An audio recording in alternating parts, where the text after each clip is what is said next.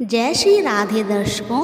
आज मैं आपको इस वीडियो में रमा एकादशी की व्रत कथा सुनाऊंगी। कार्तिक मास के कृष्ण पक्ष की एकादशी को रमा एकादशी के नाम से जाना जाता है। पद्म पुराण के अनुसार इस व्रत को करने से मोक्ष की प्राप्ति होती है। इस दिन भगवान विष्णु के कृष्ण रूप की पूजा की जाती है। इस दिन पूरी निष्ठा के साथ व्रत करने से सुख और सौभाग्य की प्राप्ति होती है। अगर जाने अनजाने आपसे कोई पाप हो गया है तो उसके लिए भी ये व्रत बहुत ज़्यादा लाभकारी है। तो आइए अब शुरू करते हैं रमा एकादशी की व्रत कथा। एक बार धर्मराज युधिष्ठिर भगवान कृष्ण से बोले, हे प्रभु, कार्तिक कृष्ण पक्ष एकादशी का नाम क्या है? क्या विधान है? इस व्रत को करने से क्या फल मिलता है? कृपा करके विस्तार से मुझे बताइए। तब भगवान कृष्ण बोले, कार्तिक कृष्ण पक्ष की एकादशी का नाम रमा एकादशी है। ये बड़े से बड़े पापों का नाश कर देती है। आज मैं तुम्हें रमा एकादशी का महात्म्य और सुनाता हूँ, ध्यान पूर्वक सुनो। हे राजन, प्राचीन समय में मुचुकुंद नाम का एक राजा था। वह बड़ा ही धर्मात्मा था। वह इंद्रदेव का मित्र था और साथ ही यम, कुबेर, विभीषण भी उसके मित्र थे। वह बहुत पूजा पाठ करता था। उसकी एक पुत्री थी। उस पुत्री का नाम था चंद्रभागा। उसने अपनी पुत्री का विवाह चंद्रसेन के पुत्र शोभन के साथ करवा दिया। एक बार जब शोभन ससुराल आया तो उन्हीं दिनों ये पुण्यदायिनी रमा एकादशी भी आने वाली थी। तब व्रत का दिन सब जब पास आ गया तो चंद्रभागा के मन में विचार उत्पन्न हुआ कि मेरे पति तो बहुत दुर्बल हैं और मेरे पिता की आज्ञा बहुत ज़्यादा कठोर है, तो वो किस तरीके से इस एकादशी का पालन कर पाएंगे।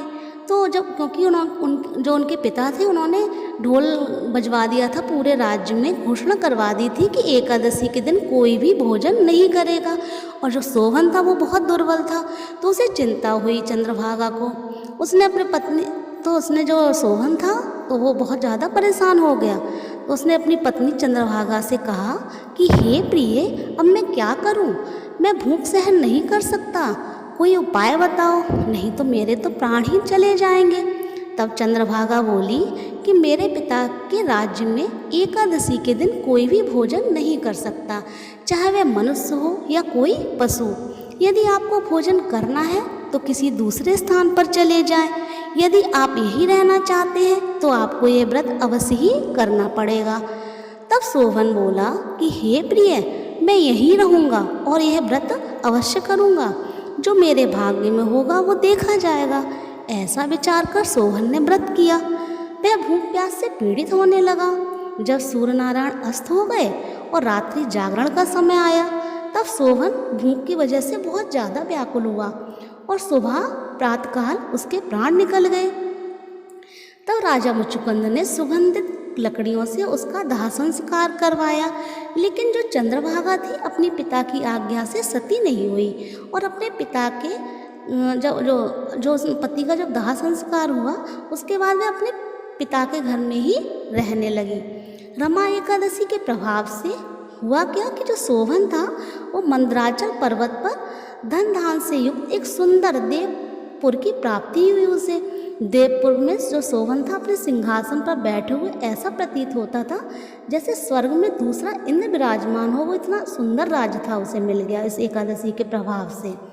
एक समय क्या हुआ, राजा मुचुकुंद के राज्य में रहने वाला एक ब्राह्मण जो था तीर्थ यात्रा करता हुआ शोभन के राज्य में चला गया और उसने शोभन को पहचान लिया। और उस ब्राह्मण ने शोभन को जब पहचाना तो शोभन ने भी उसे पहचाना। फिर जो शोभन अपने गद्दी से उठा और सिंहासन उठकर उन्होंने प्रणाम किया ब्राह्मण देव को और कुशल मंगल पूछी सब।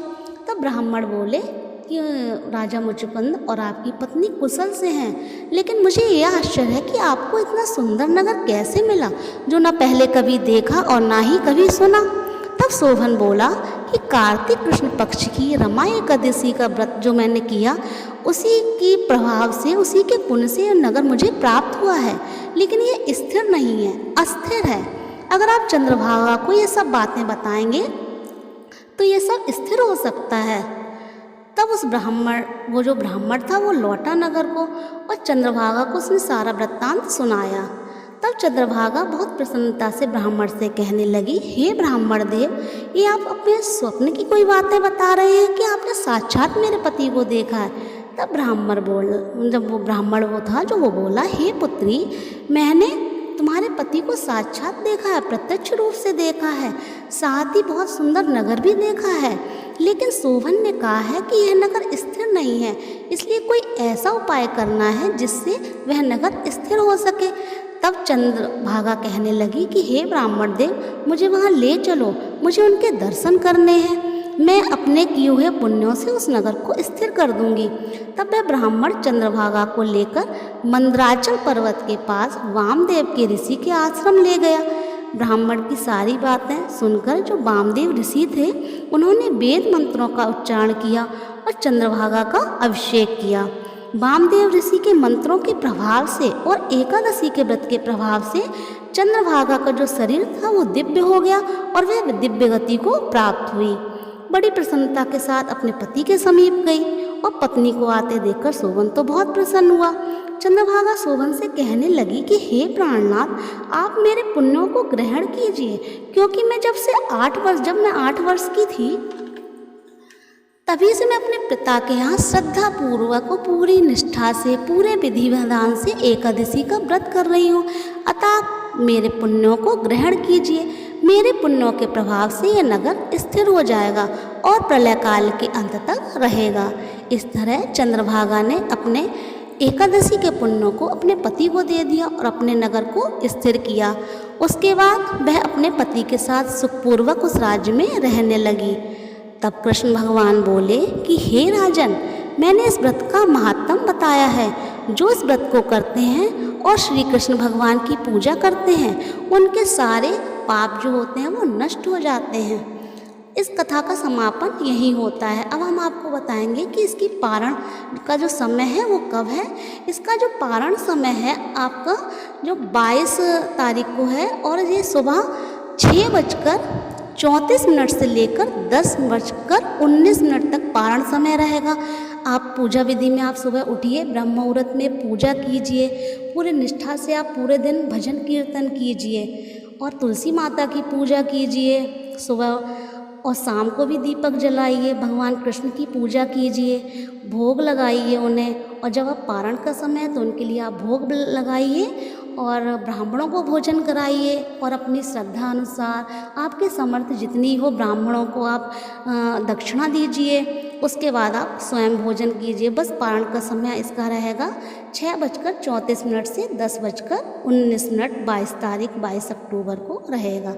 इस तरीके से आप भोजन करिए और एकादशी का व्रत कीजिए। अगर आपको हमारी वीडियो अच्छी लगी है, आपको हमारी कथा सुनाने का ढंग अच्छा लगा है, तो प्लीज़ वीडियो को लाइक करें, चैनल को सब्सक्राइब करें और कमेंट बॉक्स में श्री कृष्ण जरूर लिखें। जय श्री कृष्ण।